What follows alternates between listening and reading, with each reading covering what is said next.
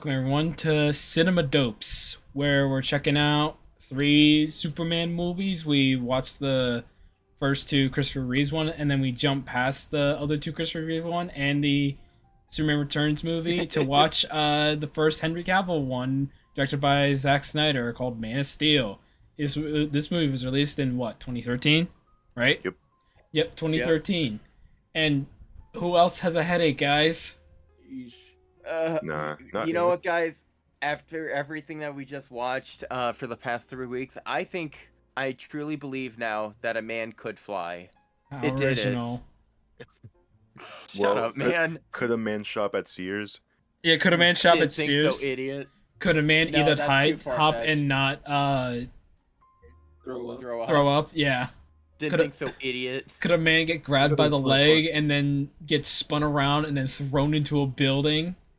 That Well, I was saw that happen Yeah. one time at the Yeah, park. I did that to Frank just the other day. Yeah, he did. Yeah, so anyway, we watched Man of Steel. For me, this was personally the first time. Like, this movie kind of always eluded me. What are your guys' opinions and experience with this? I think we So should. for me, this was yeah. also my first time watching the movie. So Mhm. It is not very spectacular. I mean, like, graphically, yeah. I think the choreographic action is not super great, Mm. to be honest. And I think a lot of the acting is flat and kind of a lack of understanding of what makes Superman Superman. I think a lot of it is just Zack Snyder just being like, I want to make him edgy. I want to make him a Mhm. metaphor, this symbol, and it's like, well, Superman is a symbol, you know? Symbol of truth and Truth justice and justice. Go ahead, finish it, Cade. and the American way. Wow. That's how he is Oh, in the Cade comics. Cade, That's how it was in the don't comics for the longest time. Okay, don't you mean a better tomorrow? Well, yeah, I do prefer the Better Tomorrow that James Gunn is doing. I think that's a stronger message rather than be like, I represent America. Yeah. I think a better tomorrow is just a better thing to say. Because, like, Superman cares about the whole world in its own. He's not some like, Yeah. hyper patriot. No, that's Captain America. Even Captain America, to an extent, it's like, I care about, like, the idea of America, but, like, I don't care about the idea of the American government. I care Yeah, about I people mean- just being treated right. I like to Yeah, imagine. I mean they're also tackling. They've tackled that for the longest time. Like maybe I might be Captain America, but I don't really think I don't like what America does half the time. I like to imagine that in another parallel universe, when Captain America comes to the modern age, and he's asked like, "What do you?" It's basically like Balin's Skull in Ahsoka, where he's asked like, "What do you miss about America?" It's like, "I miss the idea of it." Derk, how about you go next with your experience with Man of Steel and DCU, Right. I guess. Right. Yeah. Oh, yeah. Because I guess this is the first DCEU movie we're watching for the podcast. Because I don't think we watched any other ones. No, we And have what a not. way to start. I mean, this is the But very what first a way to DCEU start. movie to start with, so Right. I guess it Yeah. makes sense. Yeah. And yeah, me and Cade were talking about this earlier. How like I didn't watch any of the DC movies as they were coming out. Like I didn't care about any of this stuff in the 2010s. But during COVID, I figured, maybe it's time to actually sit down and watch these movies. And I could be wrong, but I'm also pretty sure it was because people were already talking about the Snyder Cut, and with like Yeah. HBO Max coming out like in a couple months, like people were thinking like, oh, it's like actually gonna happen this time. So I was like, you know what? Like HBO Max exists now. Like I can watch all these movies. Like I think now's the time. And yeah, I watched Man of Steel back in 2020 for the first time, and I thought it was pretty okay. I think really just because like I've only heard bad things about it, so my expectations were like really low going in, and I was like, yeah, that was fine. I thought that was pretty good for what it was. But now 5 years later, now that I'm much more seasoned both in DC and just like action movies and superhero movies in general, this movie doesn't do it for me anymore. I think even it Even never did it for me, by- to be honest. even by like Zack Snyder and like DC standards, this is still below what they could be. And I think, we're recording this before we watch James Gunn's Superman, but I think just like the fact that we're at this point where we can take the source material and do so much more with it. It just makes me feel like this movie is just a byproduct of a bygone era with action films, and we can delve into that like within the movie itself. But I think like there's to me there's not really much to this movie that's worth remembering or like preserving in a way, just because I feel we've just like moved past beyond like what this movie is really. It's a movie that gets away with a lot because it happened in a very kind of new breath era. Mm-hmm. And now that Yeah. we've had an exhausting amount, we could look back at it and be like, no, actually, it was bad. Like, we have a comparative piece now, and I could compare it to better things. Yeah. And Superman really, or sorry, Man of Steel really suffers from a lack of humanity and what is supposed to be a character that learns to be the most human of us all. Mm-hmm. My man aura farming as people are getting butchered, and he's just like, what am I? And it's like, dog, do something! Help! It really was though. But yeah, with me and with like me and Man of Steel and the DCEU, I was actually really looking for. I've been saying this like for a couple of weeks because we were preparing to like record these episodes. I was like, man, I'm really looking forward to watch the Superman movies here. And I was like, I wonder how Man of Steel is, because I haven't seen it in a good bit, and I remember like liking it because I watched it back closer to like 2013. Like this was like around like the Avengers, where I'm starting to get into superhero movies. I'm like, this isn't that bad of a movie. I kind of like it. And then I just haven't watched it all the way through in like such a long time until now for the podcast. And wow, has the magic been just gone? Just drained. It's like, so drained. There is no color in this film. Like there is Yeah. good parts that I liked in this movie. Yes, The problem is with a lot of it, it's just so fucking pretentious from a director who has no business being as pretentious as he should for a Superman movie. Because the thing is, like, they looked at Iron Man and they looked at the MCU and what they were doing. It's like, well, we can set it apart. We have a visionary director who can, like, bring this into it, that could bring life and, like, really give us the big superhero dollars. But the problem is, I feel like he was just the wrong choice for it, because he kind of took this fun idea and they tried to make it, like, sophisticated. Yeah. And every time that ever is done with a superhero movie, it just doesn't work because you're a superhero movie. And I'm not saying movies can't. I'm not saying superhero movies can't be that, but I feel like you should at least get them into a fun environment first, and then you explore that, like a ton of MC movies have done before. Guardians of the Galaxy is a great example. Yep. I feel Guardians of the Galaxy, Civil War, just like, I felt like Civil War is kind of the best example of like power struggle and like who you should speak for as a superhero, and like just challenging that idea. But the problem is with Zack Snyder doing it, he gets way too fucking preachy. It's like, he's a Jesus figure.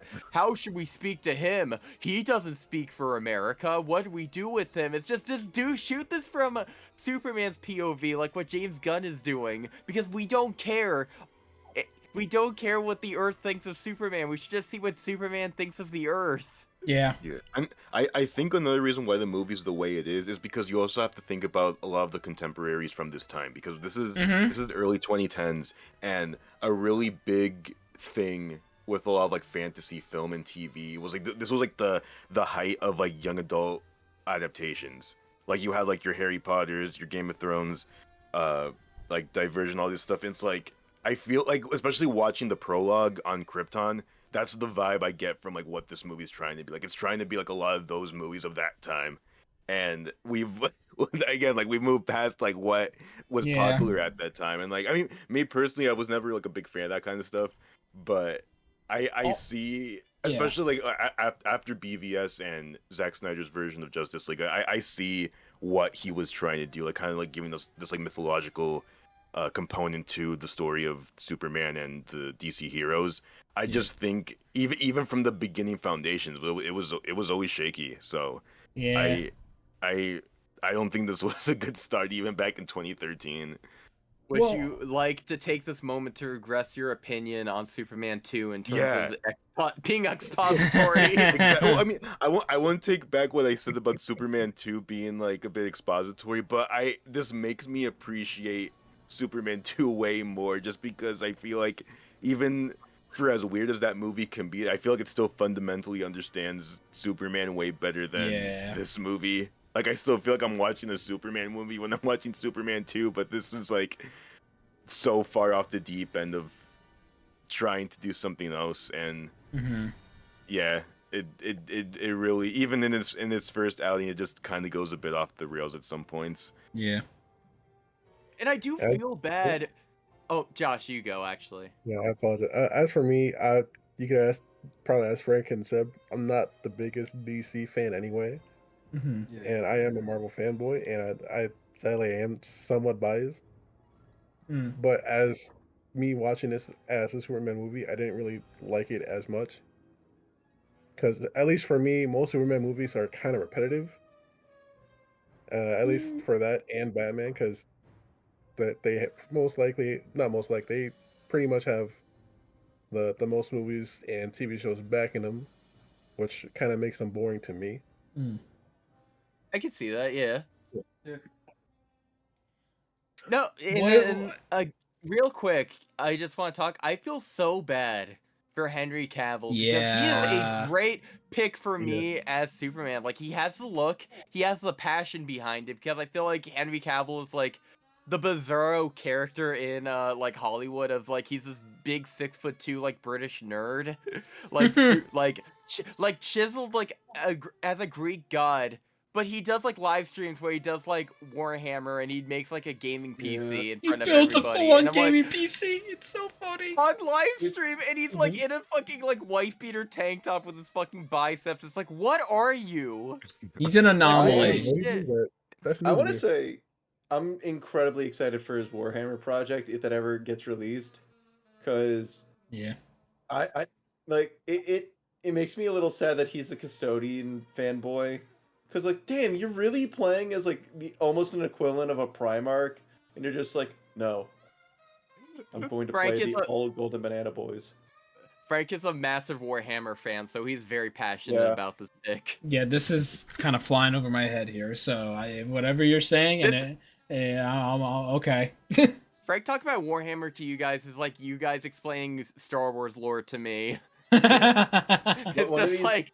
One of these days I'll sit you down and explain all of the lore. And boys, there are a lot. So there's a guy, and he's named the Emperor of Mankind, and he fucks... I have a question for Josh. If you couldn't compare Man of Steel to an MCU movie, what would best fit it? Like Dark World, sorry. That's where I was thinking. I was thinking that or Incredible Hulk. Damn, you were fast on the whip with that, Derk. Incredible Hulk is really good, but how long did they invest in Bruce Banner hiding his identity? Yeah. Dude, this movie lingers so long on that first flight with Superman, and dude, just the amount of build up to it. And I do like a lot of the flashbacks, except for one, the one I'm thinking of. But, like, I like him in the school and, like, his X-ray vision's going off. I like him, like, with the holding bus back and, like, I like the bus scene a lot. Like, I feel like that's a perfect Superman thing, and I do like him being conflicted with hiding his powers. But I feel like the tornado scene, if you guys want to talk about it more, I feel like that's kind of stepping the boundaries. Yeah. Of like, okay, now you're kind of pushing it. Like, of how much you want to hide your identity. So here's why. This thing, fuck this. Yeah. So that was dumb. Yeah, I think here is what makes that whole scene very dumb. It's because it's a situation that Superman can easily save someone in. The reason why it's so good in the Christopher Reeves version, even in some versions of Superman, Pa Kent does not die. But there's always going to be someone that Superman cannot save, even though he has all these godlike powers, because it's out of his control. He can't do it. With the Christopher Reeves version, it's Pa Kent having a heart attack and having a stroke. But in this, Kevin Costner, like running back. It's like, no, I'll go save the dog. You go help your mother get to the underpass. By the way, don't do that in an actual tornado. You will actually die. You know what it should have been? I don't know. Do you think it would have been cool if it was like Pa Kent actually having a heart attack or stroke, but the reason like Clark feels guilty? No, the reason is no, like the tornado's just like taking out entirely, but the fact is Clark could have saved him if he noticed that like he was having signs of a stroke like through his x-ray vision, but he chose not to do the x-ray vision to appear normal. So when Pa Kent eventually dies, he feels super guilty over it because he could have hypothetically prevented it. Yeah, I think the message is he's doing what Pa Kent is trying to teach him of like, don't like be he's trying to do the Debbie Downer version of the lesson with Dash from The Incredibles, where it's basically don't like use your powers to be selfish or anything, but like still be a good person. Only this, it's Kevin Costner being like, you gotta be normal. You gotta be a normal kid until the time's right. It's a failure of the character because the Kents understand it's like you're a special boy and you can use these gifts to help people, but only using to help people. Don't be selfish. Like it's just fucking wrong.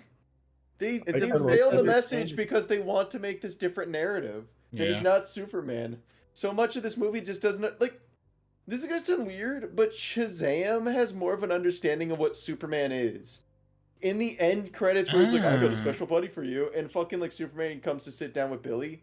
Yeah, that's what Superman would do. Yeah, Superman would 100% hang out with a kid just to like make him feel better. Yeah, like Superman is nice. Superman does take the time to save cats from trees because he's got these gifts and he knows like my minimum effort could make the biggest difference. And that's why he's a figure of hope, because he does the right thing. And why does he do the right thing? Because he was raised right, and it makes him feel good to do the right thing. Mm-hmm. And this is what makes it so frustrating, because you're taking this narrative of a character like Superman, and you give it to a director who's trying so fucking hard to be taken seriously as a competent, like, dork, like, serious guys, I made 300. And director. I made 300. I made Dawn of the Dead remake. You could take me seriously, I like guys. Dawn of the Dead remake. The movie's actually pretty good. Didn't James Gunn one? He did. Ironically, he did. Yeah. Hey guys, I got Christopher Nolan here to help write for this movie. But back to what I was saying, it was just like Zack Snyder, like, kind of derailing the entire point of Superman. So it's like, see, I did something different and thought-provoking. Doesn't mean it's good. Clever? No.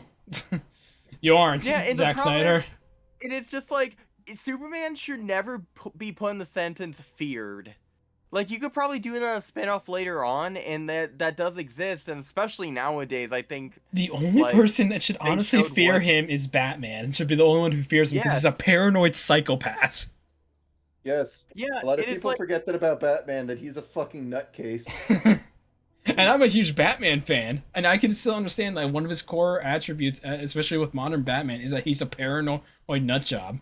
Yeah, like, he thinks the worst of people because he's been through the worst of the worst as a human that can get. He watched both his parents get gunned down right in front of him. Meanwhile, Superman's like, I lost my entire family, dude. I lost my entire race of people. We are not the same. I mean, a lot of Batman is realizing that, like, oh man, I miss my parents. They died. Yeah, you're a fucking heir to a billionaire fortune. True. Like, shit, man. Damn, that's rough, I guess. Like, yeah. And I mean, they do tackle that in the Batman, but you already knew that. It was But yeah, it is just like, I think the point for Bruce Wayne is just like, if someone needs to step up so this doesn't happen to anyone else. Yeah. Which, that's cool. Yeah. That was Batman's whole point. The thing for Superman is just like, there needs to be someone to stop like horrible things from happening, and I'm the only one who has the power to stop it. Yeah. Except not really, because God, he does so much damage. Oh my god. We'll talk about that in a little bit. Yeah, go ahead, Josh. Let's talk about this for a bit. Go ahead, Josh. For a good chunk of the movie, I was not really paying attention. Because I was just seeing all the damage Superman was doing throughout the movie, and I got curious as to how much all that shit cost. Mm-hmm. And so the Smallville fight, Mm-hmm. it was the $196,278,600 worth of damage, Jesus Christ. Oh. and that was just Ooh. Smallville. Just wait till you get to Metropolis. Oh my god! Smallville don't got that money. It's fucking wraps for them. It's Dunyan rings for them, dude. It's Dunyan rings. It's like a Flint, Michigan situation, man. For generations, they're gonna have that damage. Their poor fucking Kansas-ass town, Smallville, they are fucked. Now Clark Kent will walk up to me and it's like, hey, so can you help pay for all the damages in my own hometown? I was like, you did this! You know what could have been a better idea to introduce Lex Luthor is if he comes out and does a press conference like, I'm paying for all the damages of both Metropolis and Smallville. Just to be like an utter prick to Superman. Because he's that rich. But also, it implies that he's paying for like $6.3 trillion damages. He could do it. He could pay it. Yeah. But yeah, for Metropolis itself, Josh, I'm curious of what the number is. So do you want like the first few skyscrapers that went down? At least the section where Zod's destroying it with his world engine. For the first section where Zod's destroying it, that would be 90 billion 4 million. That's just that. And then that plus with the fight with him and Superman. That plus with a few fights. The second one I added them together that was 57 billion. Okay. The one after that was 30 billion. Okay. And then for the end of it, it wasn't that much. It was $319,567,100. Not that much. So altogether, that would be. Bro, I tried adding it together and I was just getting letters. Homie caused so much damage, he broke math. You want to know the funny bit is when Zack Snyder was asked how many people died in Metropolis, he said like 50,000. Oh. It's like that's a big number, but it feels like a lot more died. Yeah, I feel like Zack Snyder's really trying to find the minimum, the least common denominator of possibility. Yeah. Oh man, and it's just like, it's just such a bad interpretation of just how Superman can handle a problem, and like a lot of it is caused by Zod and Co. But it's a really messy first step for Superman and like trying to be what he represents.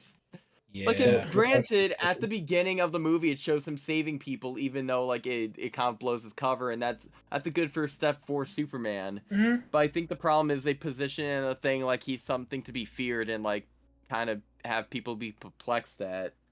When I think they do a good job, at least for. I mean, I haven't seen it yet, but I feel like it's gonna be a good direction for the James Gunn movie, where it's already like a world of superheroes. Like this is nothing out of the ordinary. It's just him who has the powers to like do a bit more to help.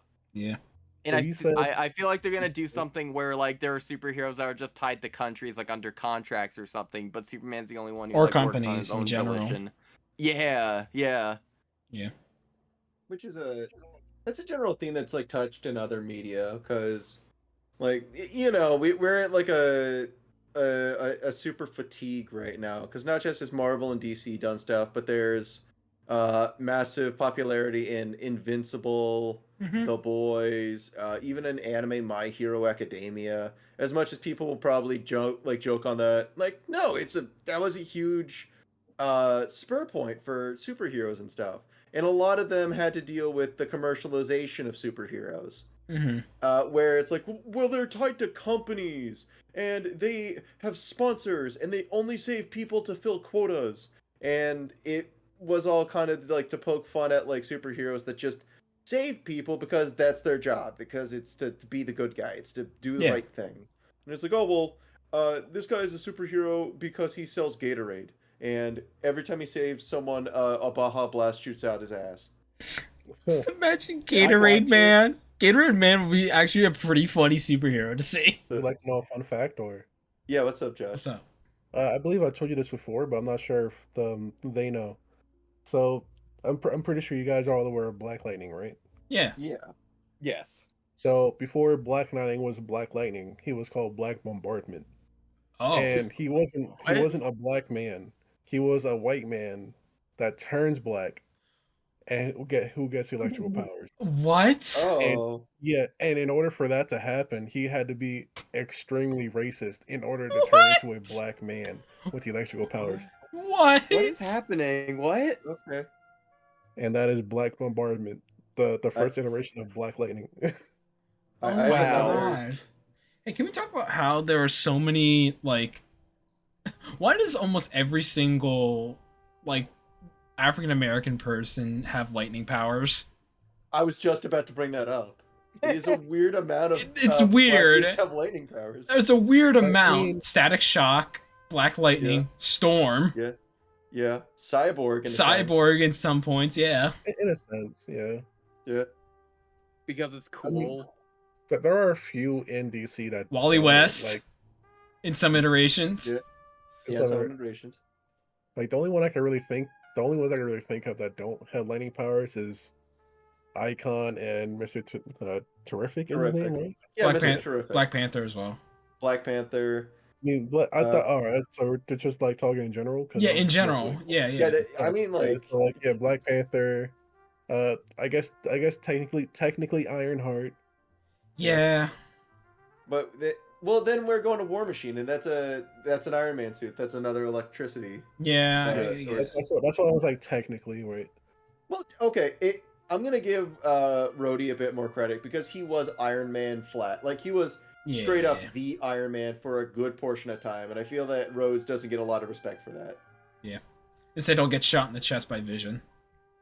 As much as it was like Captain is basically correct in what he was doing, and like both sides are very flawed, but Cap's point of like agendas change and all that is better than Tony, who could very easily slip into fascism with that. It's like that's a good point.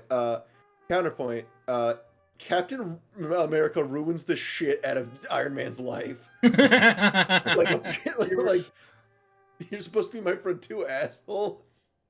Oh no, the Yes, billionaire's life is slightly ruined. I'm so sad for him. Anyway, speaking of fascism, Well- let's talk about General Zod. Yeah. So Michael Shannon does a good job. I like Michael Shannon. Mhm. dude, Michael he is Shannon as terrifying. Zod. He is easily the best Yeah. part of this entire movie. He is, Hold and on. I like the idea of him developing more powers when he gets to Earth. Yeah. Like, and how he's struggling with that. I like those assets. I just wish it was like kind of implemented a little better because it's just Yeah. when he gets exposed to like Earth gravity, I guess, It's or just the atmosphere, Earth yeah. environment. Huh? Yeah, it's I, atmosphere. Even though that doesn't wanna make any put- sense because it should be the yellow sun does it, but okay. Yeah. No, People yeah, don't it's come here for atmosphere. They come here for food. They come here for powers. I want to quickly state I hate Zod's hair in this. And I know it's like, oh, Bang. yeah, it's like, oh, do you want his like 1978 like adaptation hair? No, I want his ass bald. I want him bald with a goatee, and that's it. I think Zod looks dope as shit when he's a bald guy coming at you. He is a very good Zod. I feel like he does make this big, intimidating, like, yeah, Superman, you don't understand what you're doing. I'm trying to bring us back to the light, and you're putting us in the shadow. Now just die already. Yeah. But I can't get over his, like, ugly goatee, no mustache, and, like, shitty bangs. He looks like he should... He looks like the one dude that was, like, your high school bully, and then never left the hometown. And he'll, like, just kind of, like, annoy you at your, like, desk job. Yeah. He's I can Biff. see that. He's a biff. Can we talk about how this was unofficially possibly a tie-in to the Dark Knight trilogy? Because Christopher Nolan's like production company was attached to this movie, and Yeah, Nolan but was he- a writer for it. He did say that in 2008 that it wouldn't have a relationship to his Dark Knight movies. Quote, each serves to the internal logic of the story. They have nothing to do with each other. Mm. So, yeah, even in its inception, it was considered but never actually happened. Mm. I don't know. I feel like he says that, but I think this would fit a little bit better with the Dark Knight trilogy, because because by the time you get to Rises, it's gone crazy, and like you could still have the story of Batman v Superman happen, but with Christian Bale's Batman after him being gone for so long, and have like that ruined look and everything. But like, then Warner Brothers was just like, we don't want to do that. Let's just cast a new Batman. It's just gonna be cheaper to do that. It just kind of made the movie a little bit worse. Batman v Superman, I mean, not Man of Steel. Man of Steel itself, though, I think there is something here. It's just, Seb put it perfectly. It's surrounded by so much pretension. Mm-hmm. It's trying to like say so much with such a like very like underbaked concept of it's just a bad representation. And like, I know in the comics there are stories of like, what if Superman was like more feared, like there's the Injustice storyline, but I think that happened after this, I think. No, actually I think it happened beforehand, but still, like, there are different Superman tales of that, and like people fearing him for being a person. But I feel like if you're trying to set it up on if you're trying to start off the DCEU like this, like, people are gonna kind of lose interest because it's not like really, like, they're trying to be like epic in scale, but it just comes off as boring. Yeah. It just takes so long to finally get going, and when it does, like, it's just like colorless. It's like draining. Yeah. Like, one thing I do appreciate, though, that they do touch on for Superman is that he's a mama's boy. That he loves his parents very much. Mm-hmm. Yeah. And I do like, there are scenes with Pa Kent, with Kevin Costner. It's like, I know I'm not your father, but you're my son. Yeah, that's a good and line. Like, with him being really like, you are my son. That's still his boy. Yeah, like, there's still like great lines, and there's great like scenes with it. And like, I like Superman going, "Don't you ever threaten my mom again." Yeah, when he's constantly punching Zod as he's like dragging him across the ground, like that's pure hatred right there in that voice. And they try to do so much.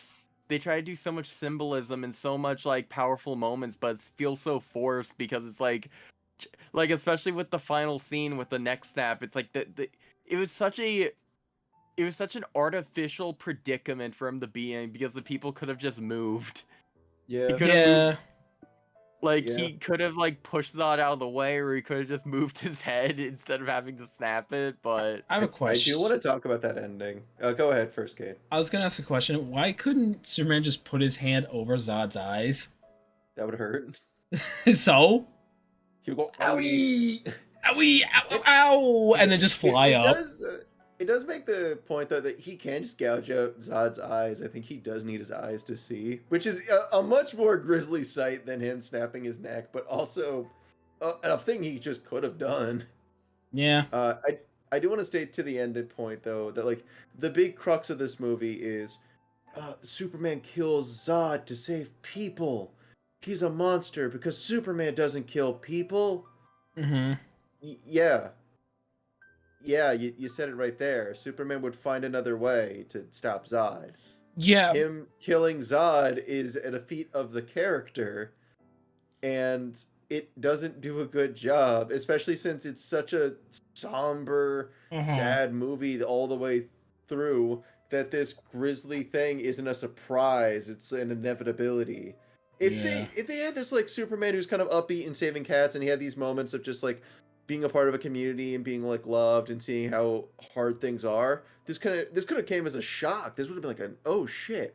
But yeah, you're right. Superman, I mean the initial ending of Superman is he throws Zod into the Phantom Zone because that is how he solves problems. Depends on which version you watch, but yes. Yeah, well, you know what I mean. He finds a way to beat Zod with his wits rather than brute strength. Yes.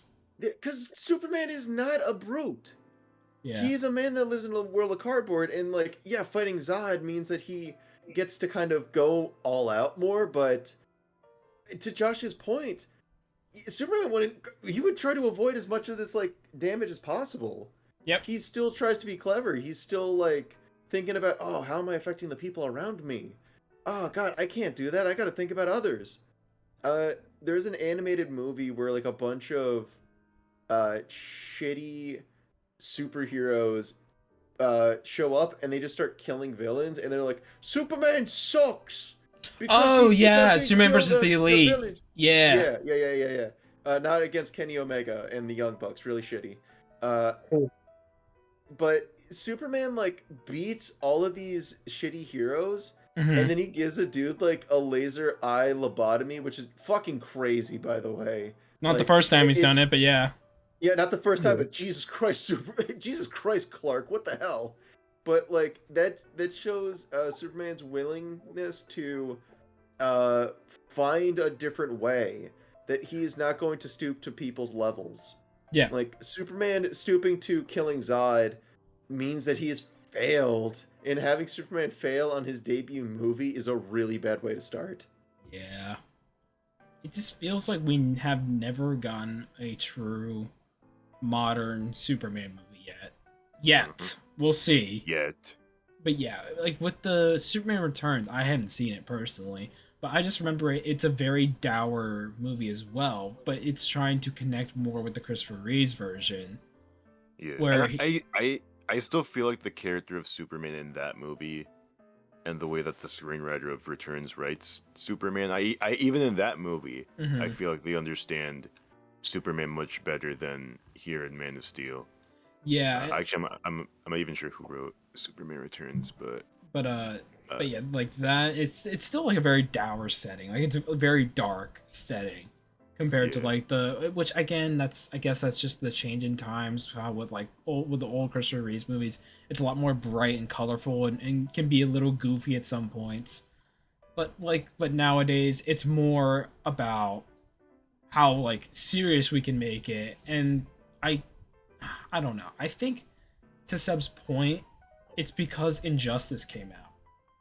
I think once that storyline first came out, and then like something like Red Sun, where Superman crashed in Russia, and he's like a different version of Superman that's more like tyrannical, and like The Boys was starting to come out as a comic series. It's like different versions of like these scary versions of Superman that kind of like warped people's perception on the character to be like, no, this is a guy that would be like kind of scary if he actually existed. Like they try to make it more realistic with the character, and that's not. You're missing the point with Superman. Is that he's not supposed to be realistic. He's supposed to be this being that's supposed to help people.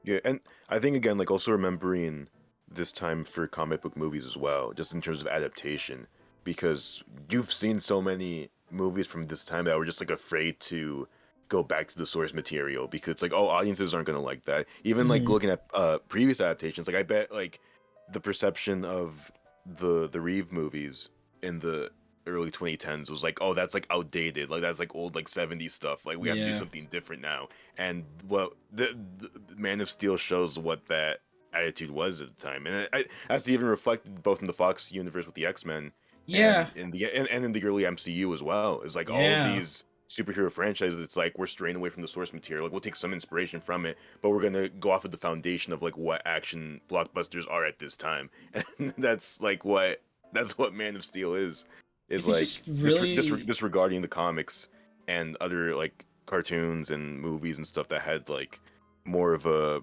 foundation of like what the comics are, and just doing its own thing here. Really, you can really tell the difference between like this movie and like the more modern age of superhero movies and like before, with how Krypton looks and like its technology, what they wear, how everyone is just like it looks like I'm watching Dune mixed with Avatar.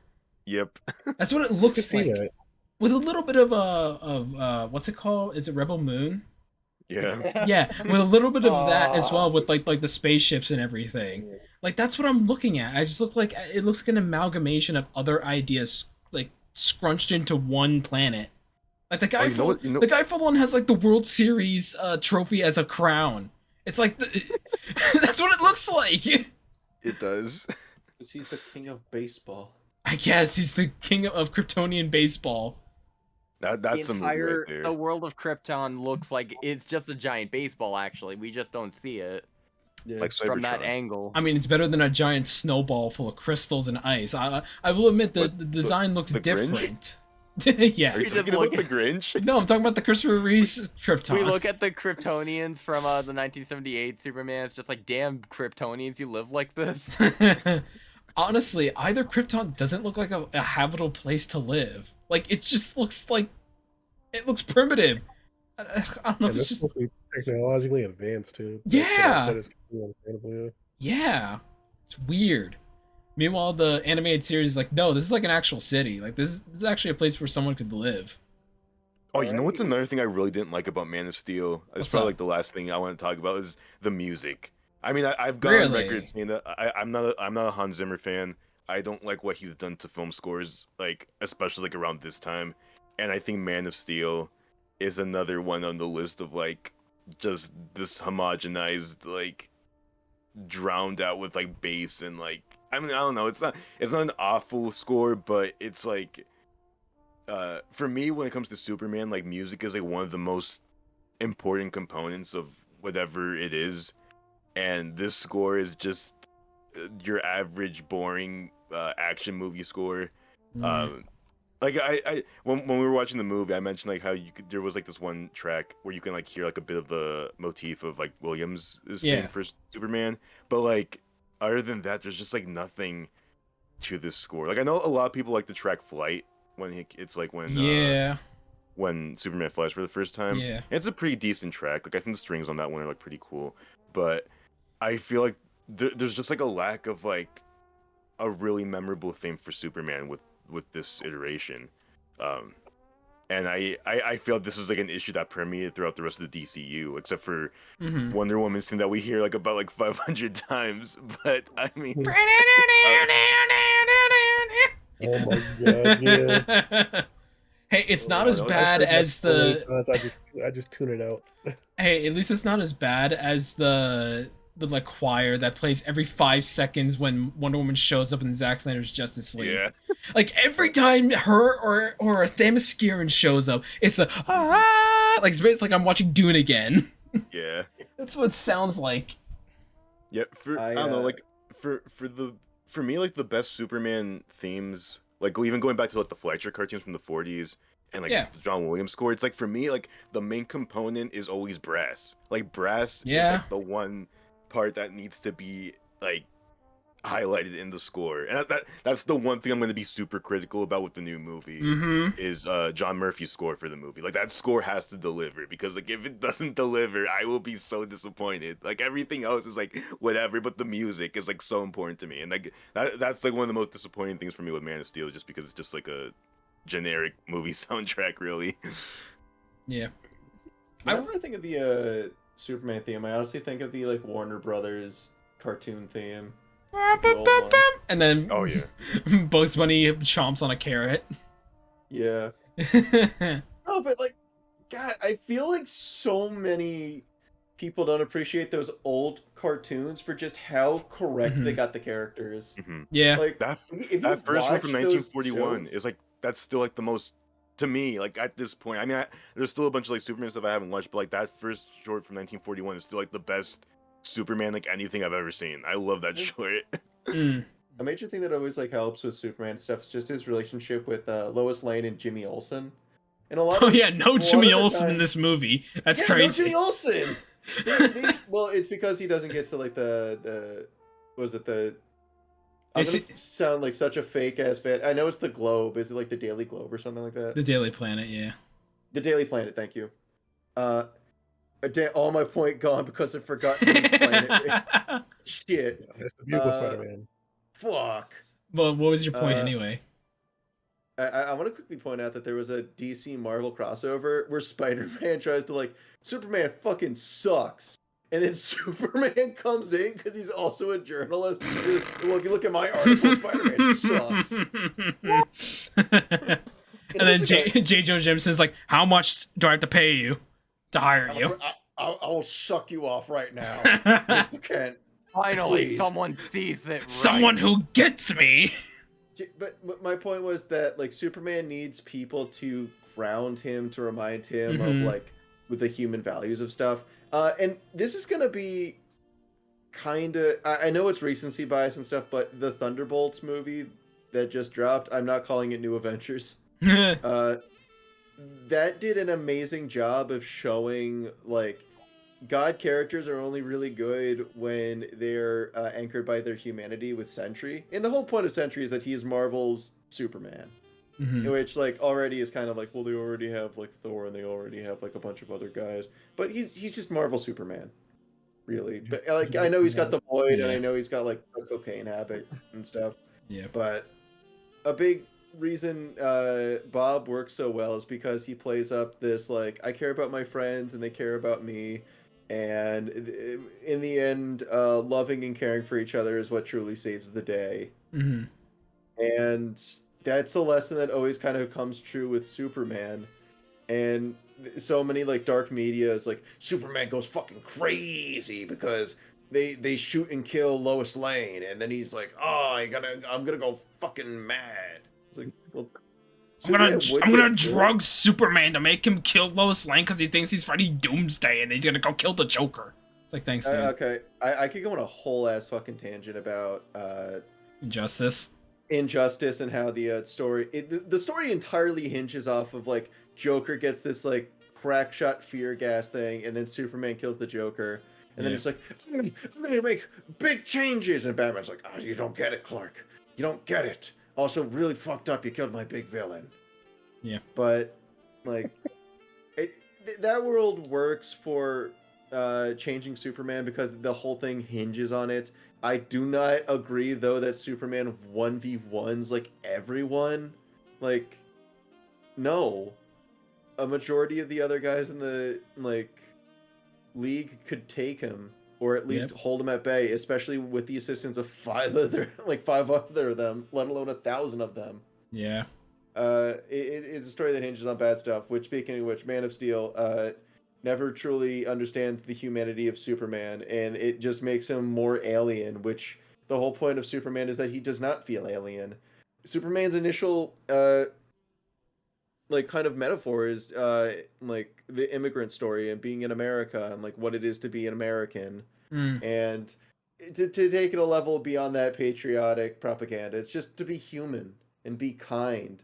Because in the end of it, being kind is the greatest generosity you could give to people. And we don't get that until like the final scene where he's part of the Daily Planet, and he's like, I was like, what are you gonna do? By his mom, he's like, I'm gonna get a job, something that I can do, so I can go ask questions, go somewhere dangerous, and basically be Superman without being Superman until I have to.